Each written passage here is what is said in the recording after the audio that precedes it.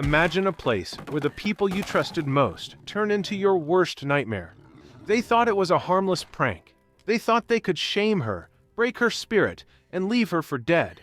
They didn't count on the one man in town who was already broken, the man they called dangerous. He was a lone rancher, known only for his anger and his isolation. But that night, when she lay bleeding in the dark, he made a choice. He decided to protect her, no matter the cost, even if it meant risking everything he had built. Because sometimes, the real monsters aren't the ones the town fears, but the ones who hide behind polite smiles. The Cruel Dare and the Dark Barn. Narrator. The boarding house was a place full of sharp whispers and bitter jealousy. Abigail knew her place, huddled in the corner, scrubbing pots, trying to disappear. The other girls, led by Vivian, never missed a chance to remind her of what she wasn't. One night, the gossip was buzzing like flies around burnt coffee. They were talking about the barn dare. Every new girl had to do it, they claimed. But this time, they chose the most dangerous location of all: Luke Grayson's ranch. Luke Grayson, the angry rancher, the man who lived on the edge of town, working his land with a fury that scared everyone. He was violent, people said, dangerous, and that, Vivian said with a sickening smile, was why he was perfect. Then all their eyes turned to Abigail. They called her sturdy, big enough to handle herself, and they laughed at the thought of her struggling through the barn door. It wasn't a dare, it was just plain cruelty. Abigail couldn't say no. She had nowhere to go, no family, no money. She had to swallow her fear and agree. So at midnight they walked through the dark, quiet town until they reached Luke Grayson's property. The barn was a huge, dark shadow. When they pushed her inside, the smell of hay and old horses hit her. Before she could even take a full breath, the doors slammed shut. Clang, click, rattle. They had chained the doors. Abigail screamed and threw herself against the heavy wood. "Let me out," she begged. All she heard back was laughter fading into the night. They lied. They had left her. They had said, "See you at noon," then mocked her, saying they must have been mistaken about dawn. That kind of cold, thoughtless malice was a physical weight. She was utterly alone. The cold seeped into her bones. She spent hours trying to find a latch, a loose board, anything. Her hands finally found a sharp, rusted piece of metal. Desperate, she wedged it into the crack of the doors and pulled with every bit of strength she had left. The metal slipped, and a searing pain exploded across her palm. A deep gash. Blood began to drip, soaking into her shawl. Her head felt cloudy. She gave up, sinking down into the corner, praying for morning. The cowboy refused to let her go. Narrator. Luke Grayson didn't need an alarm clock. He woke before the sun, his body already stiff with years of hard labor and solitary living. But as he walked toward the barn, something stopped him dead. The doors were chained shut. His whole body went tight. He never chained those doors. Someone had been on his land. Rage, that familiar sharp feeling, flooded him. He didn't waste time. He grabbed his axe and swung it twice, shattering the padlock. When the doors flew open, he froze. A girl was huddled in the corner, covered in dirt, pale and bleeding. Luke was a man of action, not thought. He was beside her immediately. Her eyes fluttered open, wide with sheer terror. She flinched when she saw him, the notorious, angry rancher.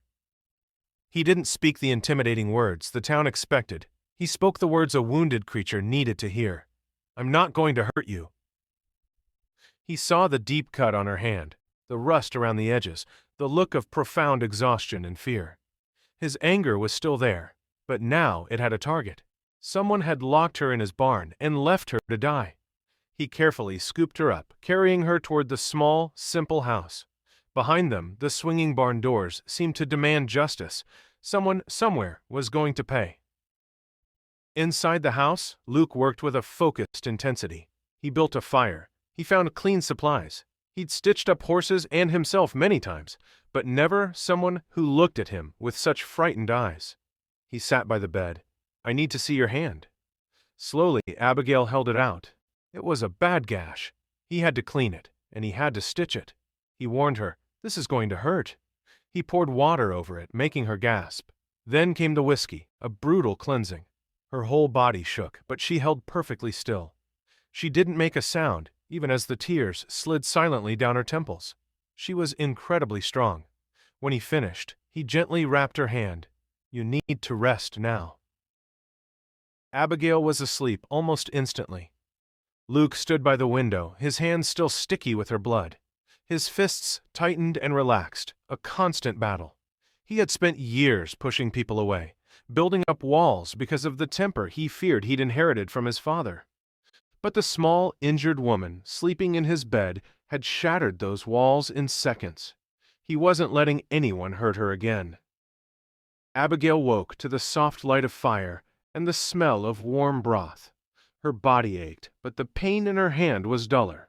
Then she saw Luke. He was at the table stirring the pot. The stories rushed back. The dangerous man, the violence. Fear shot through her, making her try to sit up too fast. Don't move too fast, he said, turning, his face impossible to read. He brought the bowl over. Abigail pressed herself back. They said you were dangerous, she whispered, her voice shaking. I am, he said flatly. But not to you. He turned back to the fire, giving her space. As she ate the simple, warm broth, she felt a tentative courage grow. What happened? She asked. She told him about the girls, the dare, the lock. When she spoke the names, Vivian, Beth, Margaret, Susan, the air around Luke grew heavy and cold. Soon after, 2 men came knocking. They tried to be polite, but their eyes were mocking. They had heard the gossip. Heard you got yourself a boarding house girl inside. They tried to pry, to look past Luke and see the scandal. Luke didn't argue. He grabbed a heavy chair and hurled it across the porch, smashing it against the railing. Get off my property, now. When he came back inside, Abigail was trembling. I'm sorry, he said. Not for the violence, but for scaring her. Why did you help me? She asked. Luke looked at her, his jaw tight. Because what they did was cruel, and I'm done watching people get hurt when I can stop it. He crouched down, meeting her eyes. You're staying here until you're well. No arguments. Right now, you rest. For 3 days, the fear slowly gave way to a quiet safety. Luke slept outside on the porch, leaving her the bed. He brought her simple food, changed her bandage, and spoke only a few necessary words. When she told him he didn't have to sleep outside, he just said, You're healing. You need the bed. On the 4th morning, she felt strong enough to get up. She saw him outside, relentlessly hammering posts into the frozen ground. That measured, angry hammering was a constant sound on the ranch, but the anger was never aimed at her. She started doing small tasks, washing the few dishes, neatly mending a seam on his shirt. When he saw the clean kitchen and the folded shirt, Luke stopped in the doorway. Thank you, he said. It was the first time he'd ever thanked her. As the days turned into weeks, a quiet rhythm settled over the ranch. Dawn, work, dinner beside the fire. The silence wasn't empty anymore. It was full of mutual respect. He didn't pity her or mock her. He just let her work. One evening, Abigail found the courage to ask him about the rumors. They call you dangerous. Is that why you live alone? Luke looked at his hands. People don't like me much, he said, because I don't pretend. This town likes polite lies. Then he asked about her. She told him about her parents dying and being sent to the boarding house. And the others? He asked. She looked down. They've never been kind. Because I'm fat. You can say it. They do. Every day. Luke's fists clenched. They're cruel. They're honest, she countered, her eyes stinging. No, cruel and honest aren't the same thing. He leaned forward. You're strong, Abigail. Stronger than any of them. They locked you in a barn and left you to die. And you're still here. That takes a strength they'll never have. Tears streamed down her face. No one's ever said that to me, she whispered. He hesitated, then did something rough and gentle all at once. His rough hand covered hers across the table. You are, he insisted. This story wasn't about a hero who picked the most beautiful woman in the room. It was about acceptance. It was the kind of story that reminded you of the title. He rejected the beautiful sister and chose the one no cowboy wanted. Luke Grayson saw past the cruel labels this town had put on her and saw the kind of strength they wished they had. He saw the person who simply needed one safe place, and she was that place for him, too. He didn't want a perfectly put-together life. He wanted one that was real. The Standoff in the Dust narrator. 2 weeks later, the boarding house girls rode up to the fence. Vivian was leading the group, her voice sickly sweet. "Mr. Grayson, we've come to apologize for the misunderstanding." Luke's voice was ice. "Misunderstanding? You locked her in my barn and left her to freeze." Vivian tried to lie, saying the lock must have stuck. Beth claimed Abigail was clumsy for cutting herself. They tried to take Abigail back, using the excuse that she didn't belong on a ranch. "She belongs wherever she chooses," Luke countered. Vivian tried to threaten him. "What will people say when they hear you've been keeping her here alone?" Luke's rage simmered, but before he could speak, the door opened. Abigail stepped out onto the porch. She was done hiding. "No, you haven't apologized," Abigail said, her voice shaking but steady.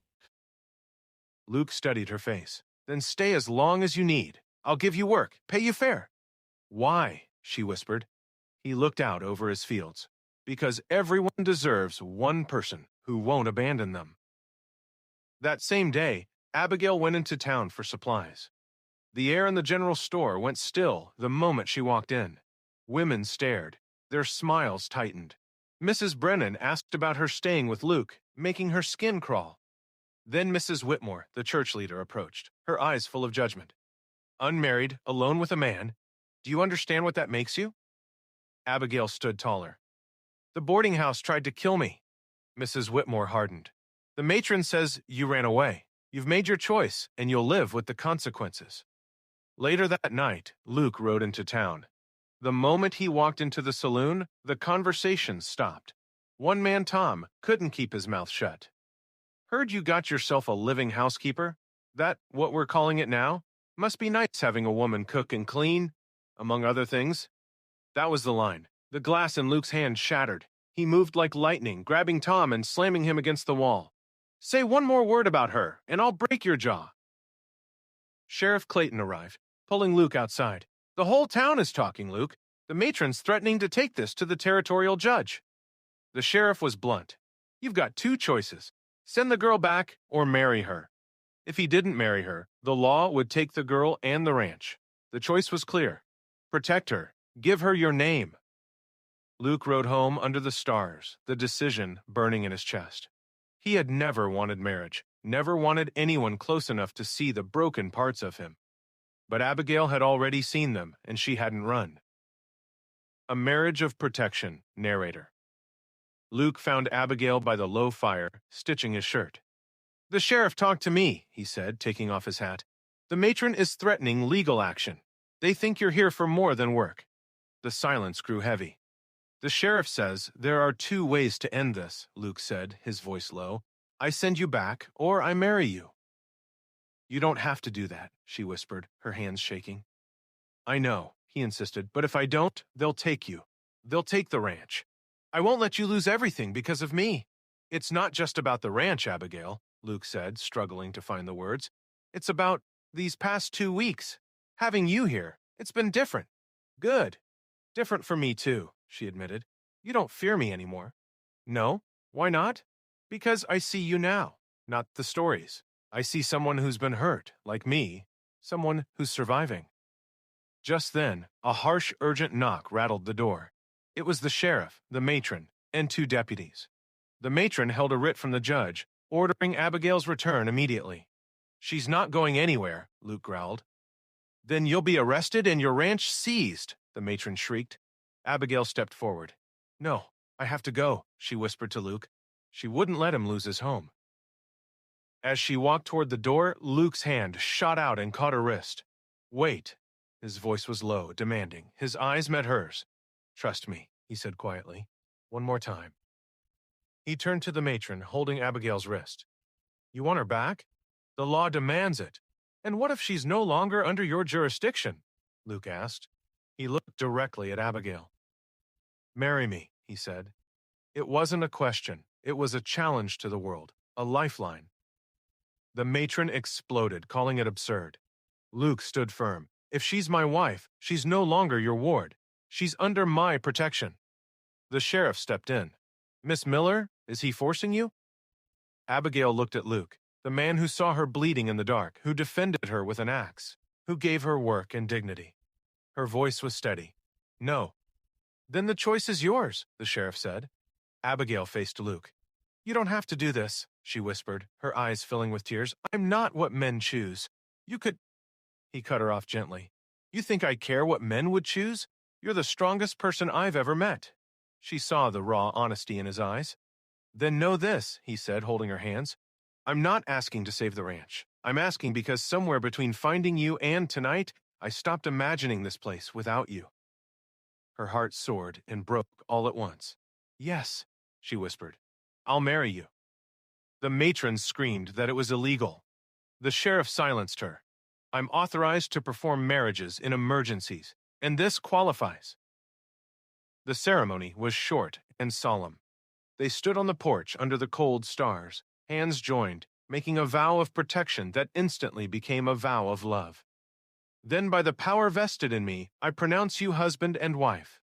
The matron swore she would report them. Luke pulled Abigail to his side, his arm heavy and solid on her shoulders.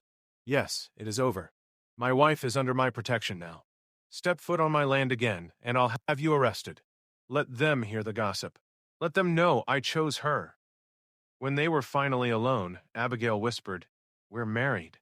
"We are," he agreed. "You really want this?" she asked. Luke cupped her face in his hands. "I meant every word. This isn't just about stopping her. When I thought of losing you, something broke inside me. I don't want a life without you." She could see he wasn't good with words, but his heart was shouting. This moment, this quiet acceptance, reminded her of that great story where the woman confesses her past, and the cowboy took her hand and said, "I never asked you to be." Luke didn't need her to be perfect. He just needed her to be hers. "It already is real," she said, her voice catching, "because somewhere between that barn and now, I fell in love with you." Luke's eyes widened. "I love you," he finally said, his forehead resting against hers, his voice thick with emotion. "Didn't know how to say it, but I do." Abigail laughed through her tears. "We just got married, and you're only saying it now? You're not good at timing." "No," he agreed, smiling, "but I'm good at other things, like saving stubborn women from barns." "Just one," she said, and she saved me right back. Part 6. Welcome home, Mrs. Grayson. Narrator. 6 months passed. The town still talked, but the matron's power was gone. Luke and Abigail worked side by side, their partnership solid and undeniable. One morning, Abigail entered the general store, not as the scorned girl, but as Mrs. Grayson. The shift was obvious. Women nodded now. Some even smiled. At the counter, Mrs. Whitmore approached, her eyes soft, defeated. "Mrs. Grayson," she said, "I owe you an apology. I judged you unfairly. My husband told me what truly happened that night. I'm ashamed I believed the matron's lies." "Thank you," Abigail said quietly. "The town was wrong about you and about your husband. He's a good man." "Yes," Abigail smiled, a genuine, strong smile. "He is." She stepped outside, where Luke waited by the wagon. "How'd it go?" he asked. Mrs. Whitmore apologized. "The town's coming around." "About time," he murmured, loading her basket. "I don't care what they think, just that you're happy." "I am," she said, moving closer to him. "I really am." He drew her in right there in the street, giving her a quick, solid kiss. "Good, because you're stuck with me now." "I can think of worse fates," she whispered. As they rode home, Abigail leaned on his shoulder. "Do you ever think about that night?" "Every day," Luke said. "And every day I'm grateful." "Grateful? They tried to kill me." "Grateful you found your way to me," he corrected her. They meant it as a joke, but being locked in that barn became the best thing that ever happened to them. The ranch came into view, fences strong, the barn bright, the horses calm. Luke stopped the wagon. He helped her down, his hands lingering on her waist. "Welcome home, Mrs. Grayson." "It's good to be home, Mr. Grayson." They walked inside, hand in hand. In the barn, where it all began, sunlight streamed through the open doors. No more chains, no more locks. Just light. And two people who had found love, dignity, and a family in the unlikeliest of places. The attractive call-to-action narrator. If you were as moved by this story of courage, unexpected love, and a strong woman who refused to be broken as we were, take a moment. Hit that like button. It genuinely helps us bring more powerful tales like this one to light. And if you believe that everyone deserves one person who won't abandon them, then you belong here. Make sure you subscribe to Ironveil Narratives and ring the bell so you don't miss our next story of the Wild West. Thanks for watching, and we'll see you in the next one.